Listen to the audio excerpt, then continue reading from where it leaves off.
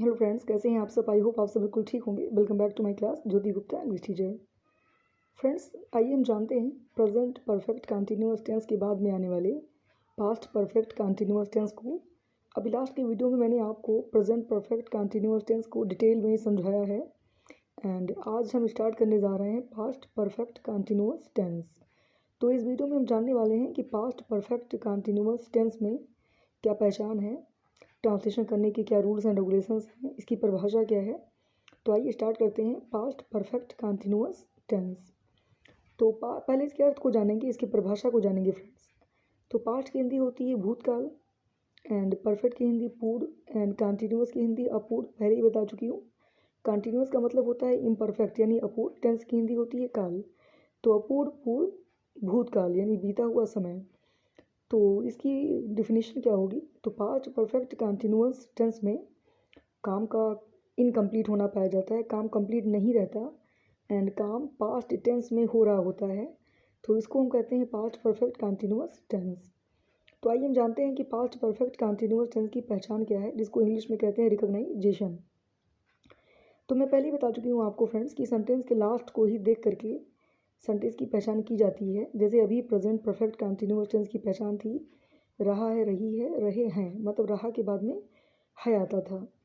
तो यहाँ पे चेंज है। पास्ट परफेक्ट कंटिन्यूअस टेंस की पहचान है कि जब सेंटेंस के लास्ट में रहा था, रही थी, रहे थे, हुआ था, हुई थी, हुए थे, सेंटेंस के लास्ट में आएगा, यानी था, थी, थे सेंटेंस के लास्ट में आएगा। एंड सेंटेंस के बीच में कोई समय का होना बहुत ज़रूरी है। समय आएगा तभी आप मानोगे पास्ट परफेक्ट कंटिन्यूअस टेंस। चाहे वो निश्चित समय हो, चाहे वो अनिश्चित समय हो, बट सेंटेंस के बीच में समय का आना ज़रूरी है एंड सेंटेंस के लास्ट में रहा था, रही थी का आना ज़रूरी है। तो ये पहचान है आपके पास्ट परफेक्ट कंटिन्यूअस टेंस की। तो फ्रेंड्स, जैसा कि मैं पहले की वीडियो में बता चुकी हूँ आपको कि ट्रांसलेशन, जब भी आप कोई टेंस पढ़ोगे, उसका ट्रांसलेशन पढ़ोगे तो आपको 4 सेंटेंस पढ़नी पड़ेंगी। तो यहाँ पर भी पास्ट परफेक्ट कंटिन्यूअस टेंस में 4 सेंटेंस दिया गया है पढ़ने के लिए। Affirmative sentence, negative sentence, interrogative sentence and interrogative negative sentence. तो इट मीन्स कि there are 4 sentences in every tense. So you should have great studied, okay, the 4 tense of every sentence. तो आपको सारे टेंस के चारों sentence को study करना होगा, अच्छे से पढ़ना होगा। तो यहाँ पर भी पास्ट परफेक्ट कंटिन्यूअस टेंस में 4 सेंटेंस हैं। अफर्मेटिव सेंटेंस को हम पॉजिटिव सेंटेंस के नाम से भी जानते हैं। तो आइए अफर्मेटिव सेंटेंस के नियम को समझते हैं कि कैसे ट्रांसलेशन आप करोगे, क्योंकि अफर्मेटिव सेंटेंस का ही नियम सबसे मेन होता है जो नेगेटिव इंट्रोगेटिव सब में फॉलो किया जाता है। ठीक है, तो सबसे बड़ी चीज़ ये है फ्रेंड्स आपके लिए इस टेंस में कि इस टेंस में ना आपको एक वचन देखना है, ना आपको बहुवचन देखना है। सभी कर्ताओं के साथ में एक ही क्रिया लगानी है, एक ही हेल्पिंग वर्ब लगानी है, हैड बीन। यानी एक वचन करता हो या बहुवचन करता हो, सभी कर्ताओं के साथ में आपको क्या लगाना है, हैड बीन, यानी HADBEEN। तो सभी कर्ताओं के साथ में एक ही हेल्पिंग वर्ब है इस टेंस की, हैड बीन। तो सभी के साथ आपको हैड बीन लगाना है, प्लस क्रिया की फर्स्ट फॉर्म में ING जोड़ना है एंड निश्चित समय की इंग्लिश सिंस एंड अनिश्चित समय की इंग्लिश फॉर लगानी है। जैसे प्रेजेंट परफेक्ट कंटिन्यूअस टेंस में नियम था, वैसे ही सेम नियम है, बट इतना ही अंतर है कि रहा था, रही थी आता है, बीच में समय तो दिया रहता है। तो सिंस एंड फॉर का तो सेम यूज रहेगा, बट हैड बीन आपको सभी कर्ताओं के साथ में लगाना है। तो चलिए आइए एग्जाम्पल भी देख लेते हैं अफर्मेटिव सेंटेंस के। तो मैं 2 घंटे से पढ़ रहा था। ठीक है, तो रहा था सेंटेंस के लास्ट में आया है और बीच में समय आया है 2 घंटे से, तो ये इसीलिए ये हो गया पास्ट परफेक्ट कंटिन्यूअस टेंस। तो इसका ट्रांसलेशन हम करेंगे, I had been reading for 2 hours। अगर अच्छा, वह 2 बजे से लिख रहा था, तो he had been writing since 2 o'clock। बजे निश्चित होता है, इसलिए से की इंग्लिश आपको सिंस लगानी है। तो he had been reading since 2 o'clock। Okay, तो आई होप कि आपको अफर्मेटिव सेंटेंस समझ में आ गया होगा फ्रेंड्स। तो आइए हम नेगेटिव सेंटेंस को भी जान जाएं, उसको भी देख लें कि नेगेटिव सेंटेंस की क्या रूल्स एंड रेगुलेशंस हैं ट्रांसलेशन करने के। तो अगर सेंटेंस के बीच में नहीं आ जाए या कभी नहीं आ जाए वाक्य में, तो नहीं या कभी नहीं के आने पे सेंटेंस नेगेटिव हो जाता है, यानी नॉट का प्रयोग हो जाए या नेवर का प्रयोग सेंटेंस में किया जाए तो सेंटेंस नेगेटिव हो जाता है। कभी नहीं की अंग्रेजी नेवर होती है एंड नहीं की इंग्लिश नॉट होती है।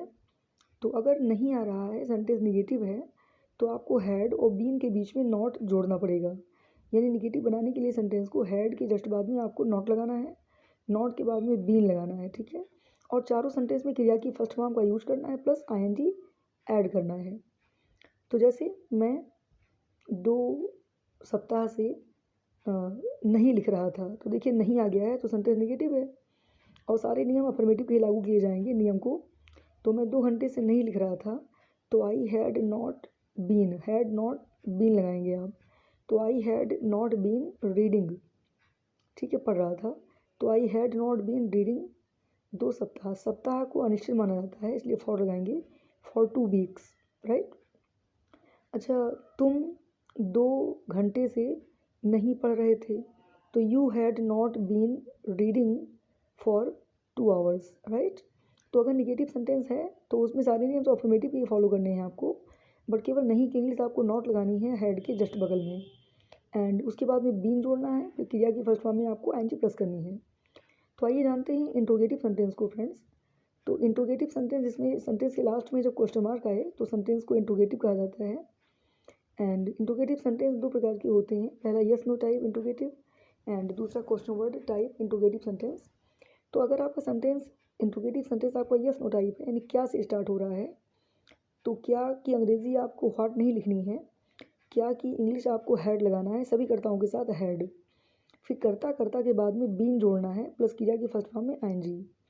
तो क्या तुम 2 घंटे से नहीं रो रहे थे, तो हैड यू नॉट, कर्ता के बाद में आपको नॉट लगा के उसके बाद बीन जोड़ना है। सॉरी, आपको अगर इंट्रोगेटिव सेंटेंस है तो कर्ता के बाद में आपको बीन लगाना है। तो क्या तुम रो रहे थे, तो had you been weeping, okay, since morning, यानी सुबह से। क्वेश्चन मार्क लगा दीजिए। अगर सेंटेंस आपका क्वेश्चन वर्ड टाइप इंट्रोगेटिव है, यानी सेंटेंस के बीच में कोई क्वेश्चन वर्ड आ जाए, तो सबसे पहले क्वेश्चन वर्ड की अंग्रेजी लिखी जाएगी, प्लस कर्ता के पहले आपको हेड लगाना है, प्लस कर्ता के बाद में बीन लगाना है बस, और क्रिया की फर्स्ट फॉर्म में आपको एनजी प्लस कर देना है। तो तुम सुबह से क्यों पढ़ रहे थे, तो why had you been reading since morning, question mark.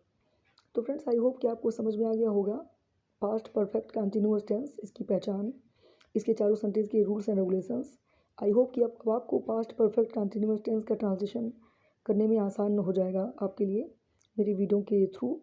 सो आप मेरी वीडियो को लाइक कीजिए, शेयर कीजिए, फॉलो कीजिए, अच्छे अच्छे कमेंट्स कीजिए।